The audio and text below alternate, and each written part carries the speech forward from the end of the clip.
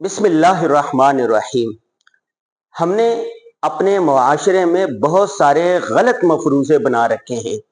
فرض کر لیا گیا ہے کہ تعلیم کے لیے، اعلیٰ تعلیم کے لیے، تعلیم میں ٹاپ کرنے کے لیے، پوزیشن حاصل کرنے کے لیے برقع اتارنا، بے پردہ ہونا ضروری ہے۔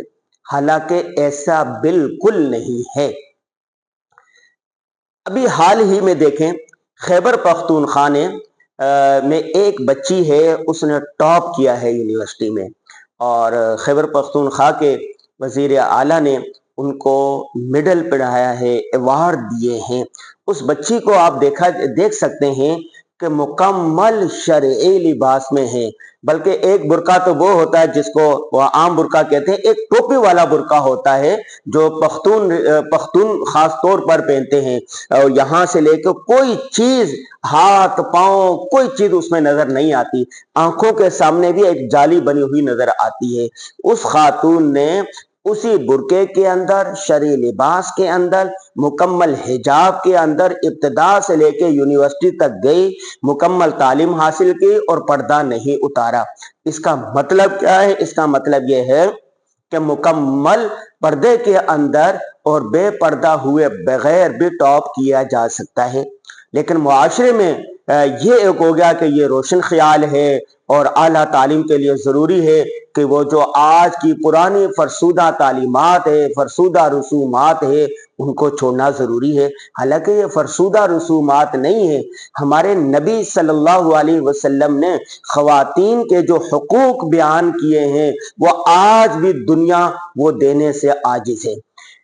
آپ جانتے ہیں کہ دین اسلام سے پہلے خواتین کے ساتھ انتہائی ناروا سلوک رکھا جاتا تھا۔ خواتین کو جانوروں جیسے سمجھا جاتا تھا، زندہ درگور کر دیا جاتا تھا، وراثت میں حصہ نہیں دیا جاتا تھا، ان کو پاؤں کی جوتی سمجھا جاتا تھا۔ رسول اللہ صلی اللہ علیہ وسلم نے آ کے خواتین کو، بچیوں کو وہ عزت دی کہ آج بھی دنیا اس کی مثال لانے سے عاجز ہے۔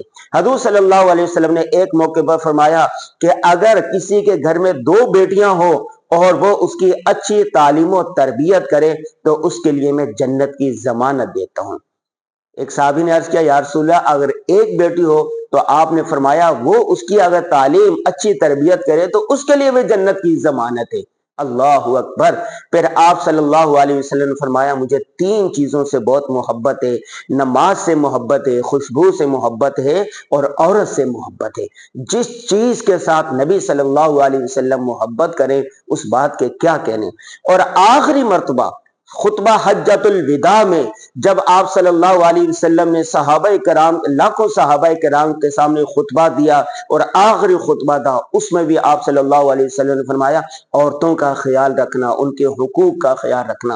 اور پھر جب آخری دم نکل رہا ہے، حالت نزاع میں ہے، اس وقت انسان اہم ترین بات کرتا ہے، اس وقت بھی آپ صلی اللہ علیہ وسلم کرے الصلاۃ وما ملکت ایمانکم، الصلاۃ وما ملکت ایمانکم، لوگوں نماز کا خیال رکھنا، لوگوں نماز کا خیال رکھنا۔ آج میں حیران زدہ ہوتا ہوں کہ لوگ کتنی آسانی کے ساتھ نماز چھوڑ دیتے ہیں۔ ایک ویڈیو میں نے واقعہ بیان کیا تھا کہ ہمارے دوست تھے، ان کے والد فوت ہو گئے، انہوں نے 47 سال نماز نہیں پڑھی تھی۔ ان کا بیٹا ان کا فدیہ دینا چاہتا تھا، تو ایک نماز کا فدیہ ایک صدقۃ الفطر کے برابر ہے، یعنی تقریباً 200-250 روپے۔ اور 47 سال کی نمازوں کا جب یہ فدیے کا حساب کیا تو وہ کروڑوں میں بنتے تھے، کروڑ میں 1,26,00,000 کے، اس سے بھی زیادہ بنتے تھے۔ نماز کسی صورت میں کسی کو معاف نہیں۔ یہی وجہ ہے کہ آپ صلی اللہ علیہ وسلم نے آخری میں یہ فرمایا تھا الصلاۃ۔ دوسرا فرمایا وما ملکت ایمانکم، جو تمہارے محتاط عورتیں ہیں ان کا خیال رکھنا، ان کے حقوق ادا کرنا، ان کو کمتر مت سمجھنا، ان کی حفاظت کرنا۔ اور دین اسلام نے عورتوں کے لیے جو حدود و قیود مقرر کیے ہیں، جو 4 دیواری مقرر کی ہے، عورتوں کا تحفظ اسی کے اندر ہے۔ لیکن امریکہ نے، یورپ نے، مغربی تہذیب نے عورت کو ان کے اصل حقوق چھین کر ان کو بازار کی زینت بنا دیا، اس کو جہازوں میں ایئر ہوسٹس بنا دیا، ماں بیٹی کے مقدس ترین رشتے کو گرل فرینڈ میں، بوائے فرینڈ میں تبدیل کر دیا۔ جس کی وجہ سے امریکہ یورپ کے اندر خاندانی نظام کا شرازہ بکھر کے رہ گیا ہے، اور وہاں کے دانشور آواز اٹھانے لگے ہیں خدا کے لیے عورت کو واپس گھر میں لایا جائے۔ اور دین اسلام کی جو تعلیمات ہے اس میں جتنے عورتوں کے حقوق دیے گئے ہیں، جتنی اس کی حفاظت کے لیے ہو سکتا تھا، وہ سارا کا سارا عورتوں کو دے دیا گیا ہے۔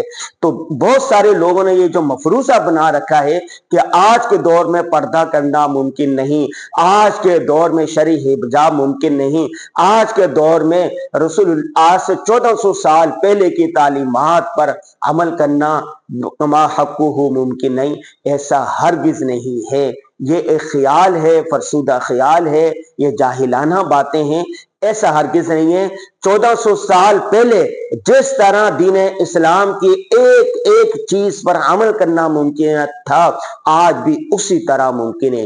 دین اسلام نظام فطرت ہے، ایک مکمل ضابطہ حیات ہے، قیامت تک آنے والی نسل کے لیے یہ اسی طرح رہنمائی کرتا رہے گا۔ وہ کہتے ہیں کہ دنیا جب اپنے چلن سے تنگ آ جائے گی، سیکھے گا تجھ سے زمانہ تیرے انداز نے۔